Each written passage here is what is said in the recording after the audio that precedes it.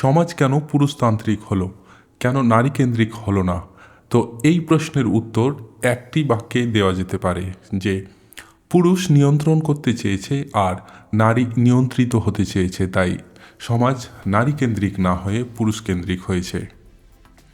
বন্ধুরা, তোমরা কি আমার সঙ্গে সহমত পোষণ করছো?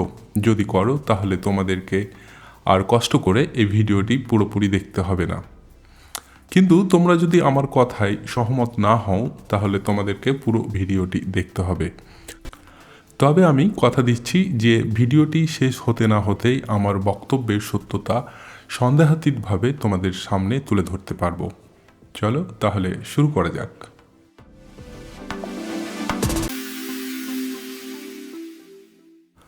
প্রকৃতির মধ্যে রয়েছে দুটি ভিন্নধর্মী ফোর্স, একটি হলো ম্যাসকুলাইন ফোর্স আর একটি হলো ফেমিনাইন ফোর্স। ম্যাসকুলাইন ফোর্স হলো মালিকের প্রবৃত্তি, শাসন করার প্রবৃত্তি, আর ফেমিনাইন ফোর্স হলো ভিত্তির প্রবৃত্তি, শাসিত হওয়ার প্রবৃত্তি। ম্যাসকুলাইন ফোর্স পুরুষের মধ্য দিয়ে প্রকাশিত হয়েছে, সে কারণে পুরুষ শাসক হতে পেরেছে, সমাজের নিয়ন্ত্রক হতে পেরেছে। অন্যদিকে নারীর মধ্যে প্রকাশিত হয়েছে ফেমিনাইন ফোর্স, যা তাকে অন্যের দ্বারা শাসিত হওয়ার প্রেরণা দিয়েছে, ফলে সে পরাধীনতার জীবন পেয়েছে।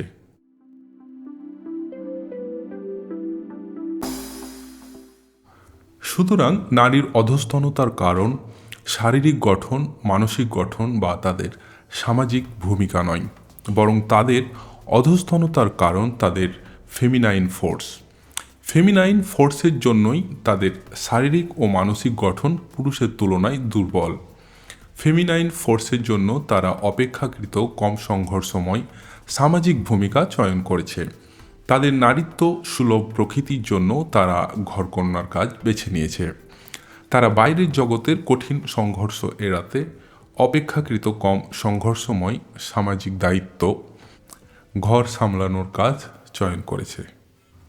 যখন বলছি যে চয়ন করেছে, তখন এই চয়ন ঐচ্ছিক নয়।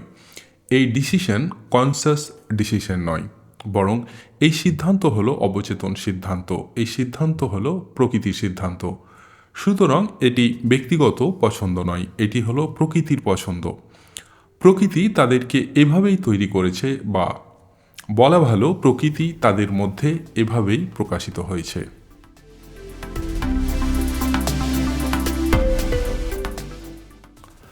এখন বোঝার বিষয় হলো যে সবার মধ্যে ডমিনেন্ট ফোর্স বা সবার মধ্যে সাবমিসিভ ফোর্স থাকলে ইউনিয়ন গড়ে উঠত না। সবার মধ্যে শাসন করার প্রবৃত্তি বা সবার মধ্যে শাসিত হওয়ার প্রবৃত্তি থাকলে কখনোই একটি সুন্দর ইউনিয়ন গড়ে উঠতে পারত না। ইউনিয়ন গড়ে ওঠার জন্য দুই ধরনের প্রবৃত্তির প্রয়োজন ছিল। ইউনিয়ন গড়ে ওঠার জন্য শাসক ও শাসিতের প্রয়োজন ছিল। তোমরা দুটি দ্বীপপুঞ্জের কথা কল্পনা করো, যার একটিতে সবাই ডমিনেন্ট নেচারের, সবাই সেখানে রাজা হতে চায়। আরেকটি দ্বীপপুঞ্জের সমস্ত অধিবাসী সাবমিসিভ নেচার এর, সেখানে সবাই প্রজা হতে চায়। এবার বলো তো, এই দুটি দ্বীপপুঞ্জের অধিবাসীদের মধ্যে কি সুন্দর ইউনিয়ন গড়ে উঠতে পারত? নিশ্চয়ই পারত না। সুতরাং সুন্দর ইউনিয়ন গড়ে ওঠার জন্য একই সঙ্গে শাসক ও শাসিতের প্রয়োজন, একই সঙ্গে রাজা ও প্রজার প্রয়োজন।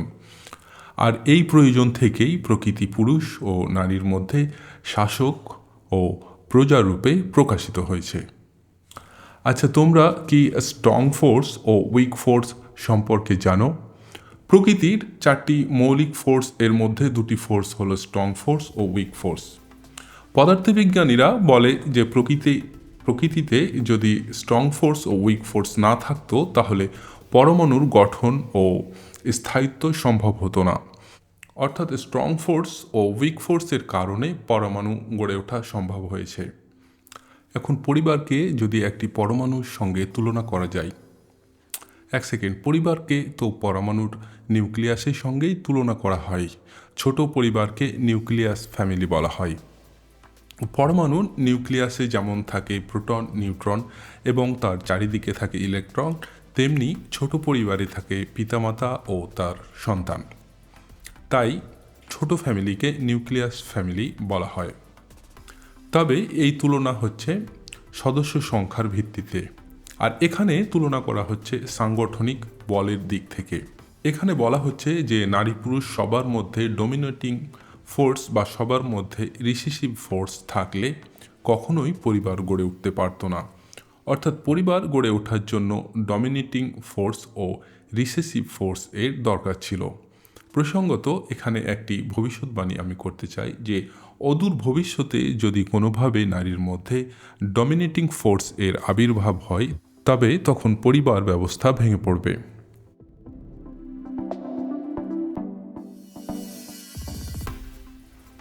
যাই হোক, এখনো পর্যন্ত যা বলা হলো তার কি কোনো প্রমাণ আছে নাকি সবটাই মন গড়া কথা? তো আমি তোমাদের দায়িত্ব নিয়ে বলতে পারি যে আমার আলোচনায় কখনো মন গড়া কথার কোনো জায়গা থাকে না। আমি যা বলি তার পশ্চাতে শক্তিশালী যুক্তি ও প্রমাণ থাকে। এখানেও আমি কিছু শক্তিশালী প্রমাণ তুলে ধরব।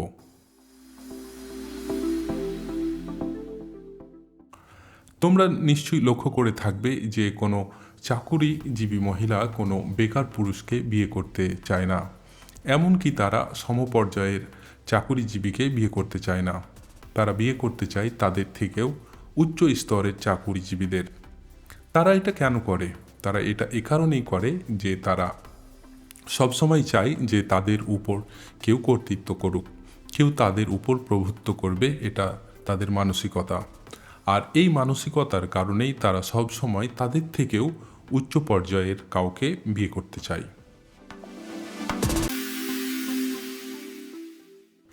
এই একই প্রবৃত্তির কারণে তারা তাদের থেকে বয়সে বড়, উচ্চতায় বড় কাউকে বিয়ে করতে চায়। নারী তার থেকে কম বয়সী, কম উচ্চতার পুরুষের সঙ্গে কমফোর্টেবল ফিল করে না। আচ্ছা, তোমরা কি জানো যে বেশিরভাগ নারীবাদী আন্দোলনকারী হলো পুরুষ? তো তোমরা বলো এর কারণ কি? এর কারণ হলো নারীরা স্বাধীনতা চায় না। সে স্বাধীনতাকে ভয় পায়। সে শুধু কিছু সুযোগ সুবিধা চায়। সে কখনোই পূর্ণ স্বরাজ চায় না। কেন চায় না? কারণ তখন তাকে নিজের দায়িত্ব নিজেকেই নিতে হবে, যেটা তার প্রকৃতিতে নেই।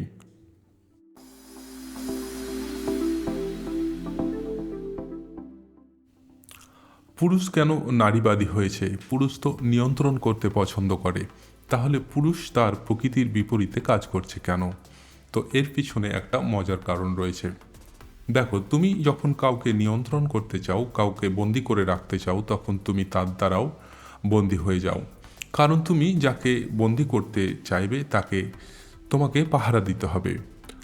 তো পাহারা দিয়ে থাকার মানেটা কি হবে? তুমি তো পাহারা দিতে গিয়ে তুমি যাকে পাহারা দিচ্ছ তার কাছে তুমি বন্দি হয়ে গেলে। রাখালের কাছে যেমন গরু বন্দি, তেমনি গরুর কারণে রাখাল বন্দি হয়ে যায়।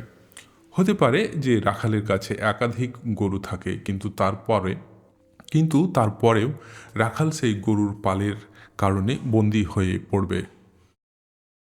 তো কিছু পুরুষ হয়তো এই সত্যটি বুঝতে পেরেছে। নিরঙ্কুশ স্বাধীনতা ভোগ করতে গেলে কারো পাহারাদার হলে চলবে না, এই সত্যকে তারা উপলব্ধি করতে পেরেছে। তাই তারা নারীর স্বাধীনতার জন্য সোচ্চার হয়েছে। তাদের ভাবনাটা হলো এমন যে তুমিও স্বাধীনতা ভোগ করো, আমাকেও স্বাধীনতা ভোগ করতে দাও। অন্যদিকে নারীর ভাবনা হলো না খাউঙ্গা না খানে দুঙ্গা, না স্বাধীনতা ভোগ করব না কাউকে স্বাধীনতা ভোগ করতে দেব। প্রসঙ্গত কিছু নারীবাদী অ্যাক্টিভিস্ট তাদের স্বাধীনতা, তাদের অধিকারের জন্য লড়াই করছে। এই লড়াই পূর্ণ স্বাধীনতার লড়াই কিনা তা নিয়ে আমার গভীর সংশয় আছে। তাদের এই আন্দোলন পুরুষের কাছে কিছু বাড়তি সুযোগ সুবিধা আদায় করে নেওয়ার আন্দোলন মাত্র নয় তো?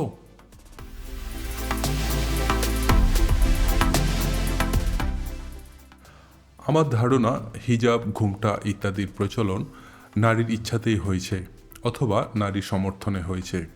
এগুলির পেছনে যদি নারীর সমর্থন না থাকতো, নারী যদি এগুলির প্রচণ্ড বিরোধিতা করত, তাহলে এতদিন এগুলির আর টিকে থাকা সম্ভব ছিল না।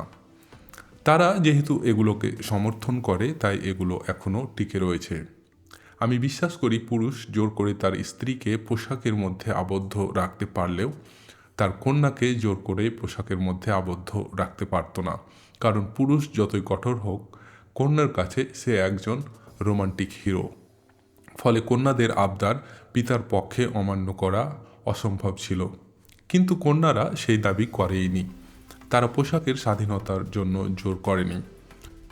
প্রসঙ্গত, হিজাবের সমর্থনে কিছু আহাম্মক খোলামেলা পোশাক পরাকে খোসা ছাড়া কলার সঙ্গে তুলনা করেছে। সেই যুক্তিকে নারীরা অভ্রান্ত যুক্তি হিসেবে গ্রহণ করেছে।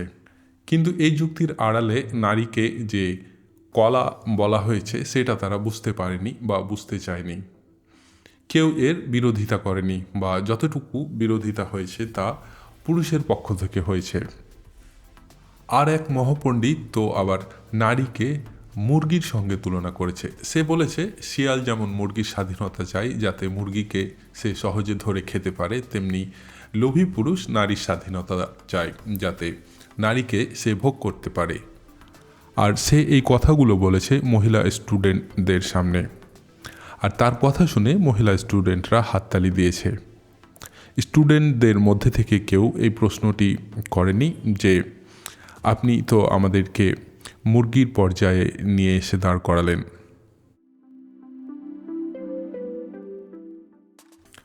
নারী কেন হিজাবের পক্ষে, নারী কেন ঘোমটার পক্ষে, তার পিছনেও একটি মনস্তাত্ত্বিক কারণ রয়েছে।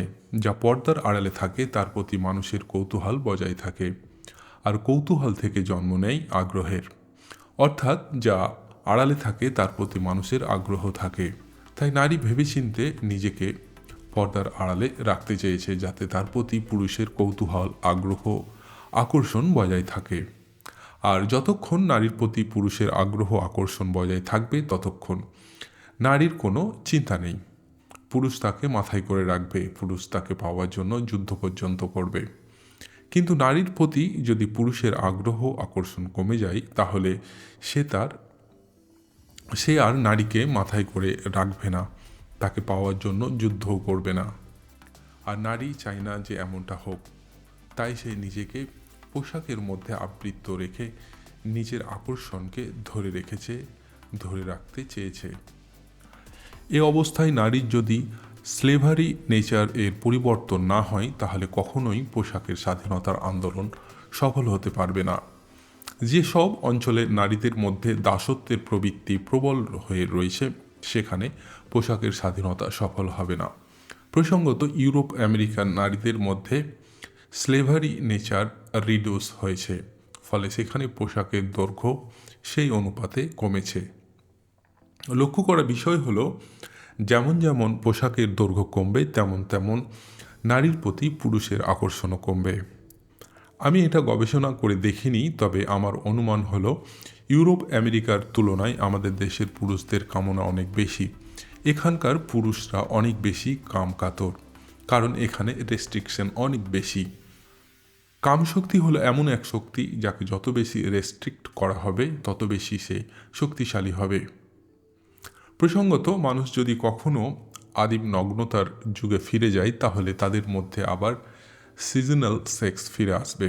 তখন অন্যান্য জীবজন্তুর মতো মানুষও নির্দিষ্ট ঋতুতে মিলিত হবে। তখন মানুষ এখনকার মতো দিন রাত মিলিত হওয়ার আগ্রহ হারিয়ে ফেলবে। আর তখন নারীকে সারভাইভ করার জন্য নিজের দায়িত্ব নিজেকেই নিতে হবে। তখন পুরুষ আর বাড়তি ঝামেলা ঘাড়ে নিতে চাইবে না।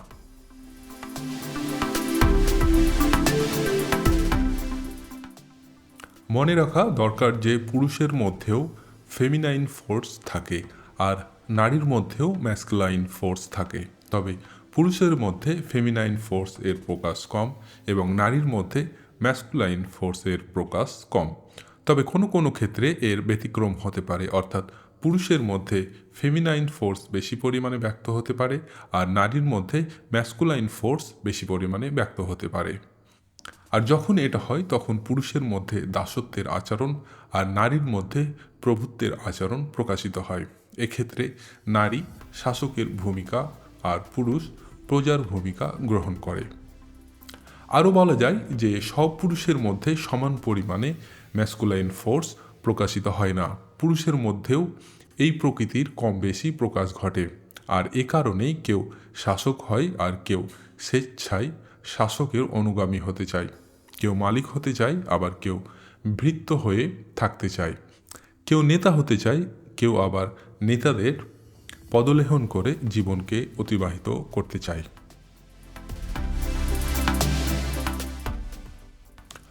Masculine and feminine force are two different forces of nature. One is dominating force while other is submitting force. একটি হলো প্রভুত্বকারী আর অন্যটি হলো আনুগত্যকারী বল। সাধারণত পুংলিঙ্গের মধ্যে ম্যাসকুলাইন ফোর্স এবং স্ত্রীলিঙ্গের মধ্যে ফেমিনাইন ফোর্স প্রাধান্যময় অবস্থায় থাকে। তবে কখনো কখনো এর ব্যতিক্রম হতে পারে, অর্থাৎ নারীর মধ্যে প্রভুত্বের আর পুরুষের মধ্যে আনুগত্যের প্রবৃত্তি প্রকাশিত হতে পারে। পরিশেষে বলবো যে এই আলোচনাটি কেবল নারী পুরুষের মধ্যেকার পার্থক্যের বর্ণনা নয়, বরং এই আলোচনা হলো নারী পুরুষের শারীরিক, মানসিক ও সামাজিক ভূমিকার পার্থক্যের অন্তর্নিহিত কারণের আলোচনা। নারী কেন নারীর মতো আর পুরুষ কেন পুরুষের মতো, এর অন্তর্নিহিত কারণ কি, তার অনুসন্ধানই এই আলোচনার মূল উপজীব্য বিষয়। তো আশা করছি সেই অন্তর্নিহিত কারণটি দর্শক বন্ধুরা বুঝতে পেরেছে। আজকে এখানেই শেষ করছি। শেষ পর্যন্ত দেখার জন্য ধন্যবাদ।